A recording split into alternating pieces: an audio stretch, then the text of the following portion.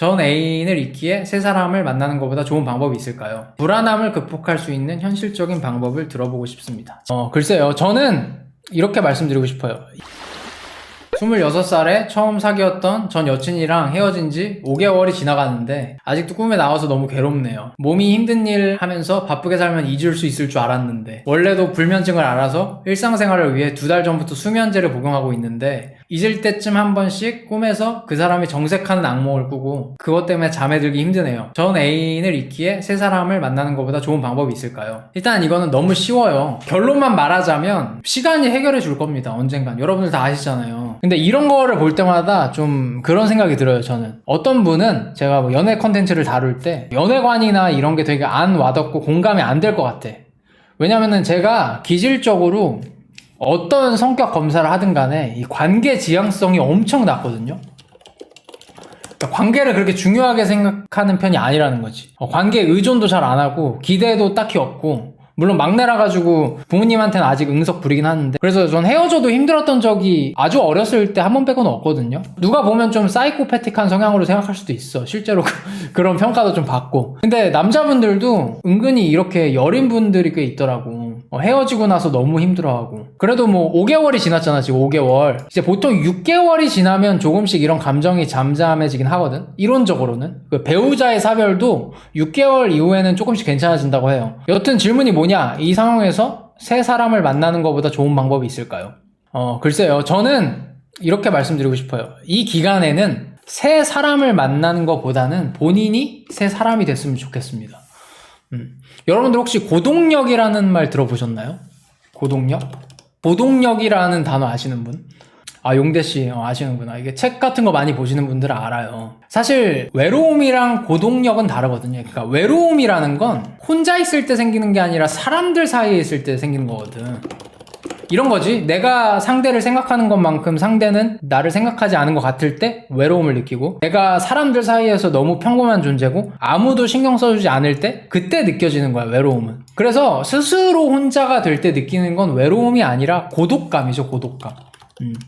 그래서 이 기회에 고동력이라는 걸 길러보시는 걸 추천합니다. 현대가 되고 기술이 발달돼서 서로 다 연결이 되면서 내 일에 오롯이 집중할 수 있는 시간이 굉장히 부족해졌어요. 혼자만의 시간을 가지려면 정말 많은 노력을 해야 된단 말이야. 근데 이럴 때는 딱 이 기회에 정말 고동력을 키우면서 새 사랑을 찾는 게 아니라 내가 새 사람이 될 수 있는 좋은 시간을 가질 수도 있죠. 새 사람이 돼가지고 전 여친도 기억도 안 날 만한 여자를 만날 수도 있습니다. 지금은 힘들겠지만 엄청 더 괜찮고 본인에게 사랑을 줄 수 있는 여자를 만나면 또 잊혀져요. 저도 한 번 힘들었다고 했잖아요. 20대 초반에. 그때 헤어져가지고 막 6개월 동안 거의 15kg인가 빠지고 맨날 베갯니가 촉촉해져가지고 울어서 밤에 울어가지고 엄마가 맨날 빨아줬단 말이야, 베개를. 그때는 아날로그적인 걸 많이 했어.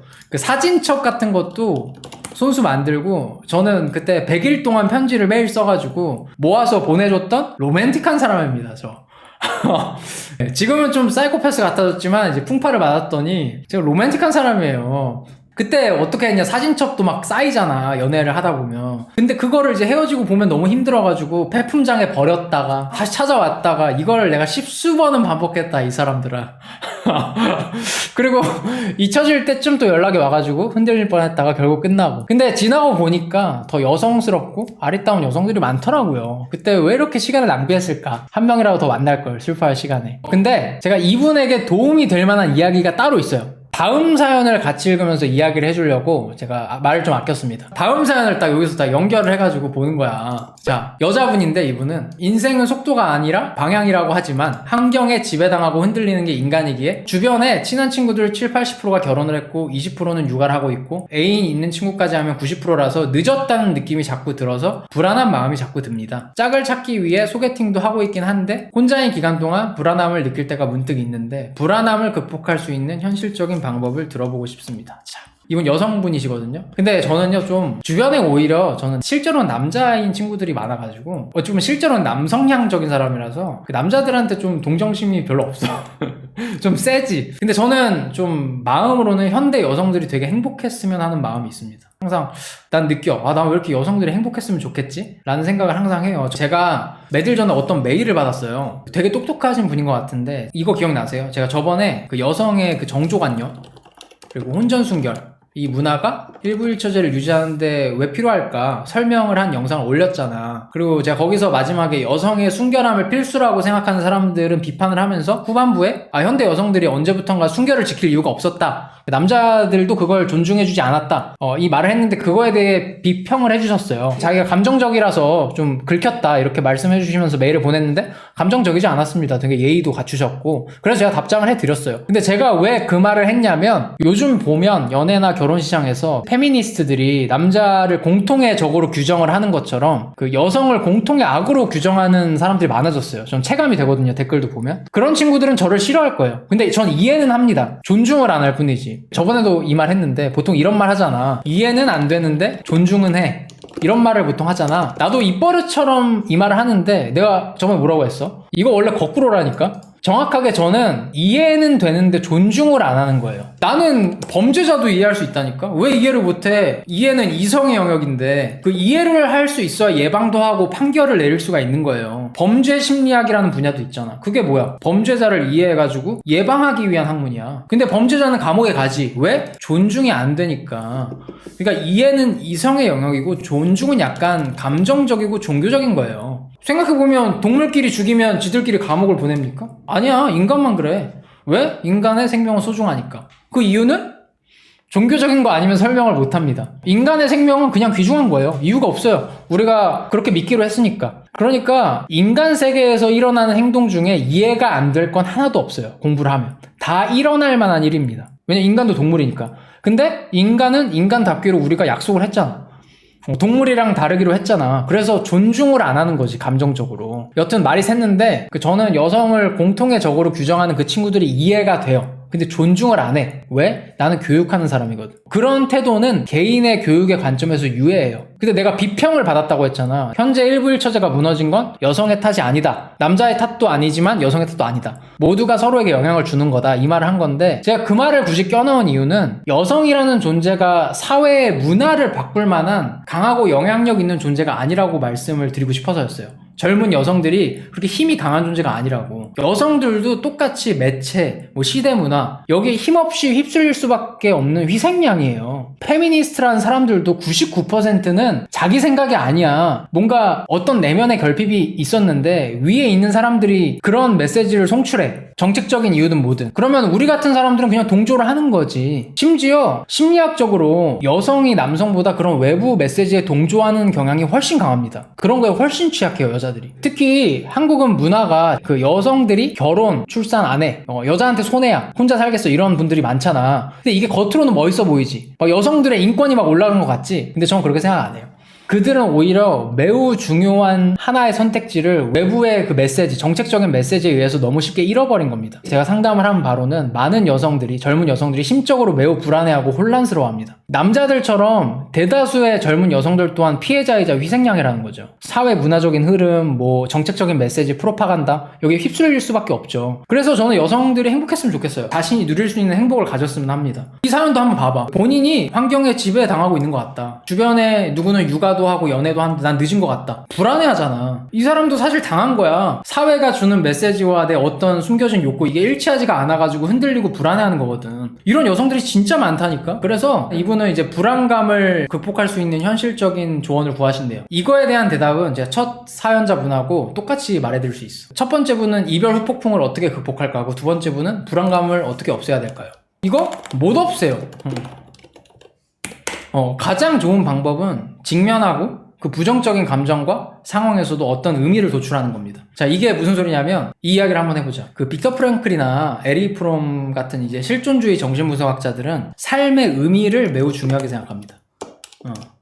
이 사람들은 고통에서 의미를 찾아야 된다고 말해요. 고통에서 의미를 찾아야 된다. 근데 많은 현대인들이 점점 불안감이나 외로움 같은 정서적으로 부정적인 것들에 취약한 이유는 요즘의 가벼운 성공 철학 때문이라고 말을 해요. 물질적 결과물만이 의미가 있다는 생각.